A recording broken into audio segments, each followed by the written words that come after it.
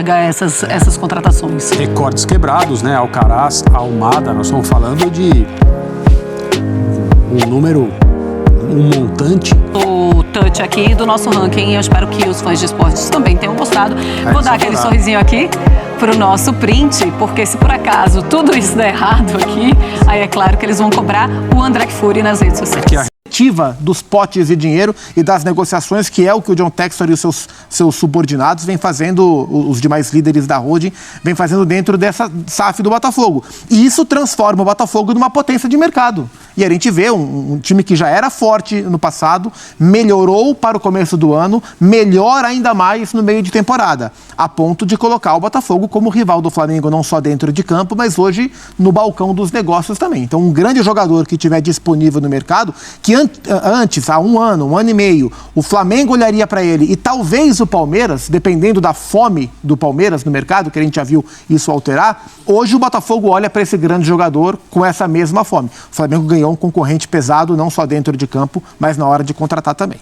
O André, sem falar que o número 373 milhões para contratação é uma coisa que é absurda. Há poucos anos a gente não sonharia em ter uma janela com Botafogo e Flamengo gastando isso tudo. Como é que você enxerga essas contratações? Recordes quebrados, né? Alcaraz, Almada, nós estamos falando de um montante. O Luiz Henrique já havia sido a mais cara da história do Brasil. Já são as três, envolvendo o Flamengo, 2 do Botafogo, 1 do Flamengo. Exato. Isso aconteceu primeiro com o Luiz Henrique, agora com Almada e Alcaraz. Assim, nestes últimos dias, jogadores em campo já começando a transformar suas equipes e o Botafogo investindo pesado, qualificando muito, se você pensar na questão técnica, o que esses jogadores podem oferecer. As contratações, né, no orçamento é a novidade, é a grande novidade. O futebol brasileiro tem 2 novidades aí nos últimos tempos. É a chegada do Botafogo com essa composição de SAF, muito investimento, e o campo já está mostrando um pouco do resultado disso. Isso tende a continuar. A outra novidade é a ascensão do Fortaleza, da sua maneira de fazer as coisas, e aí não estou falando de mercado, né? É uma outra questão. O Fortaleza, como a gente vem dizendo, escalando o futebol aqui no Brasil e na América do Sul. Então, em termos de candidaturas a troféus, o Botafogo já ocupa o seu lugar. Isso vai ser assim nesse ano de 2024 e nos próximos também. E uma janela exagerada, né, digamos assim. Tem mais de 30 jogadores estrangeiros chegando ao Brasil. E 41 jogadores foram embora.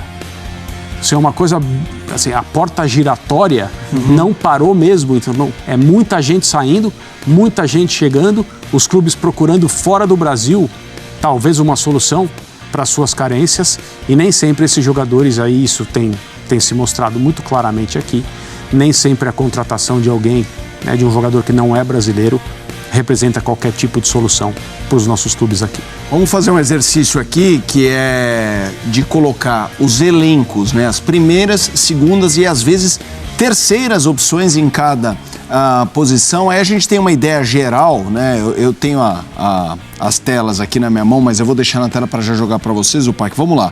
Flamengo, Rossi, Matheus Cunha, Varela, Wesley, Fabrício Bruno e Léo Ortiz, Léo Pereira e Davi Luiz, Ayrton Lucas e Alexandro. Isso não necessariamente a gente está falando quem vai ser titular ou não. Inclusive os que chegaram agora geralmente estão posicionados como reservas. Pulgar e Alan, De La Cruz e Alcaraz, Arrascaeta e Lohan, Gerson e Gonzalo Plata, Pedro, Gabigol e Carlinhos, Luiz Araújo, Bruno Henrique e Michael. Aí o Botafogo.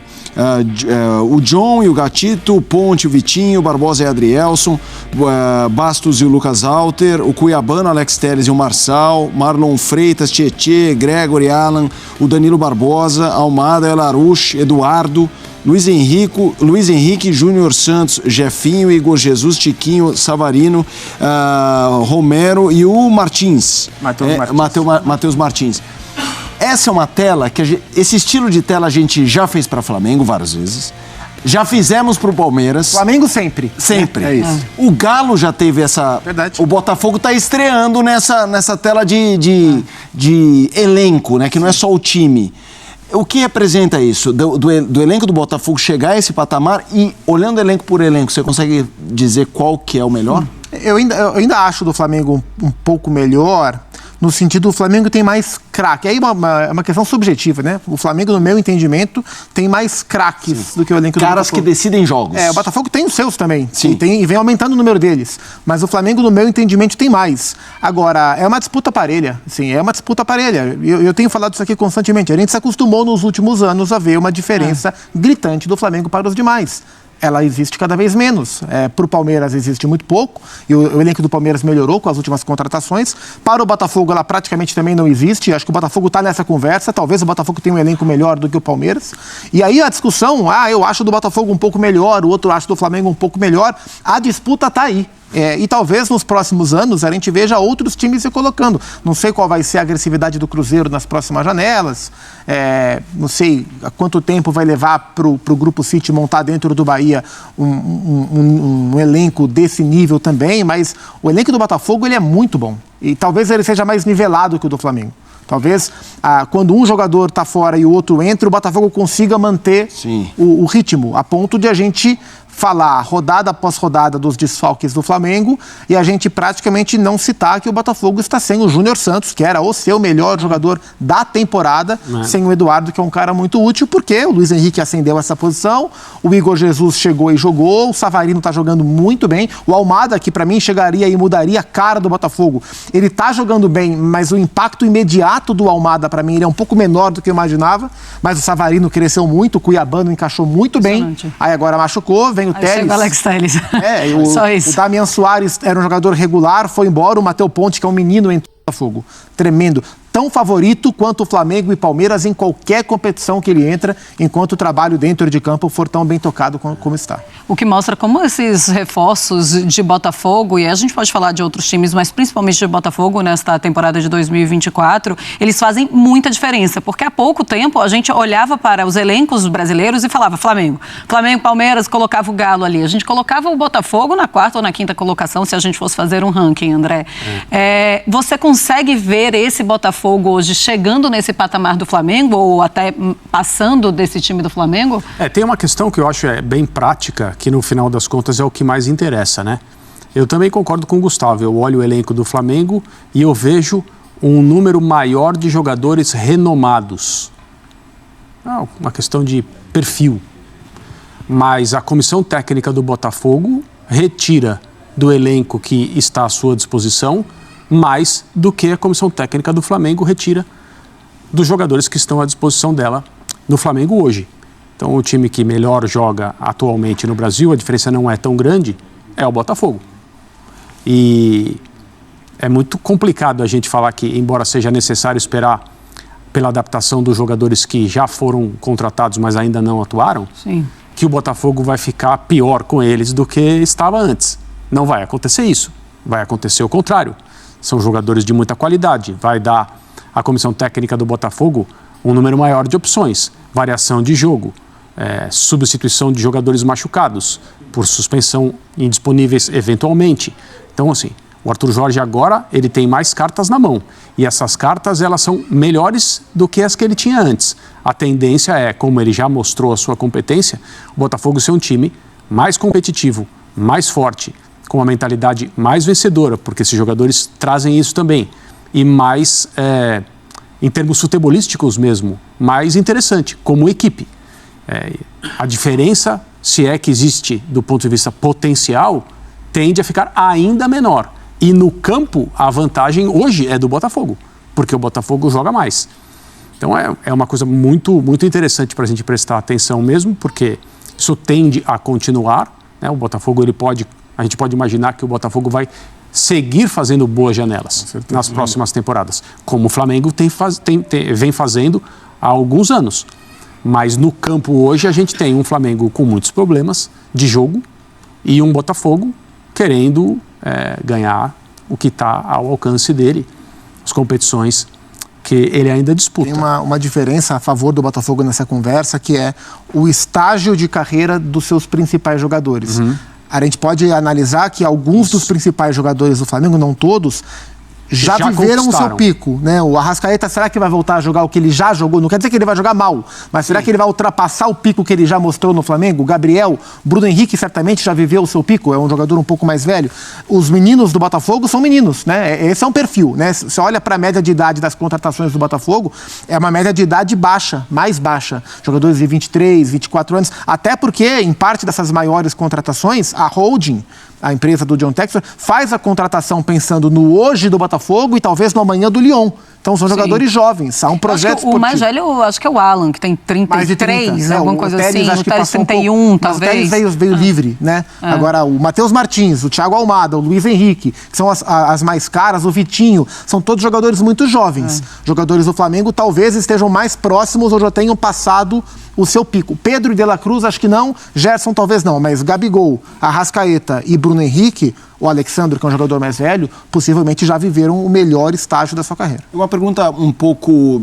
Eu sei que é difícil de responder, André, mas a gente tem o Botafogo que está na Libertadores contra o São Paulo, lidera o Brasileiro com um jogo a mais que o Fortaleza. E o Flamengo vivo nas 3, ainda que oscilando, vivo nas 3. O que esse impacto da janela gera na sua percepção de favoritismo para eles? Quem você acha que, na condição em que, no cockpit em que eles estão sentados... Oh, saudade do cockpit. Tem que trazer de vez em quando.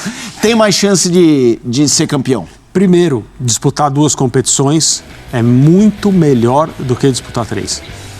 Do ponto de vista do desgaste e aproveitamento do elenco e o que é necessário uma comissão técnica na área da solução de problemas diários. É muito menos difícil jogar 2 competições do que 3. Isso é o que os treinadores têm dito aí. E o Flamengo tem essa realidade que ele quer encarar, talvez porque se sente obrigado, como dizem seus dirigentes, a tratar todas as competições sem escolher nenhuma. Dar o melhor a cada vez em que a equipe entra em campo. Se continuar vencendo, vai lidando com essa questão, né, a tripla frente, que toma muita saúde do time, desgasta demais, gera mais lesão, jogador que fica, às vezes, um longo tempo sem atuar.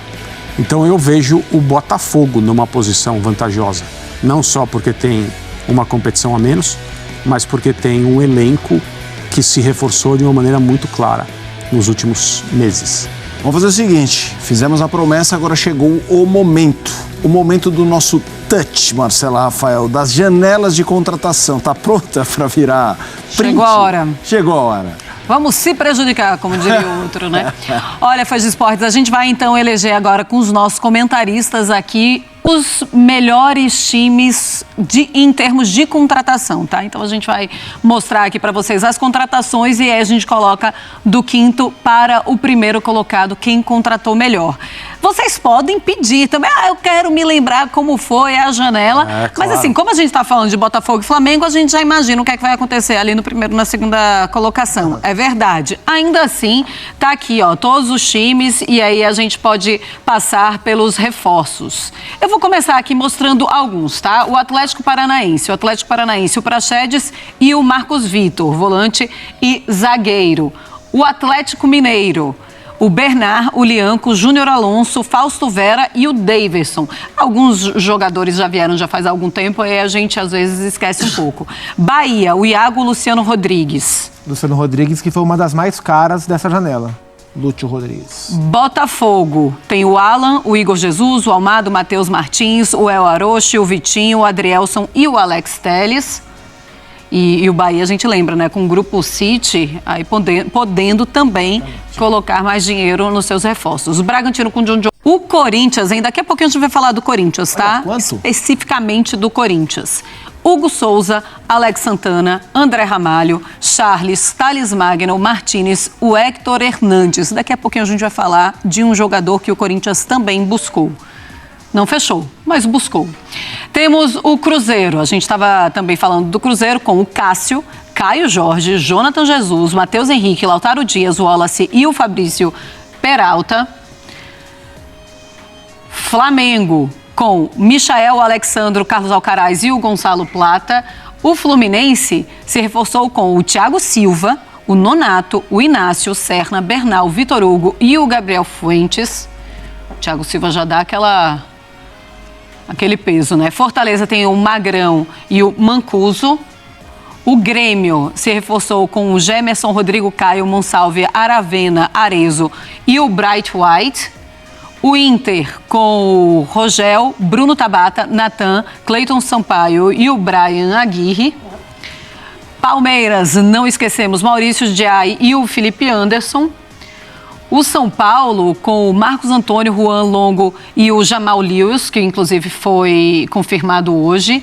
Vamos para o Vasco com o Felipe Coutinho, o Souza, Alex Teixeira, Emerson Rodrigues, Jean Menezes e Maxime Domingues. E o Vitória a gente coloca para vocês com o Ricardo Hiller, Carlos Eduardo, Neres Machado, Edu, Léo Jabá e o Gustavo Silva. Bom, acho que eu passei aqui pelos principais reforços aqui da temporada. Se vocês quiserem relembrar, a gente coloca de novo aqui do que a gente está vendo nessa janela. Essa resposta dele mostra muito, ou vai ao encontro também desta janela de transferência do Botafogo para o restante da temporada, para os próximos anos, tá, fãs de esportes? Eu gostei do nosso touch aqui, do nosso ranking. Eu espero que os fãs de esportes também tenham gostado.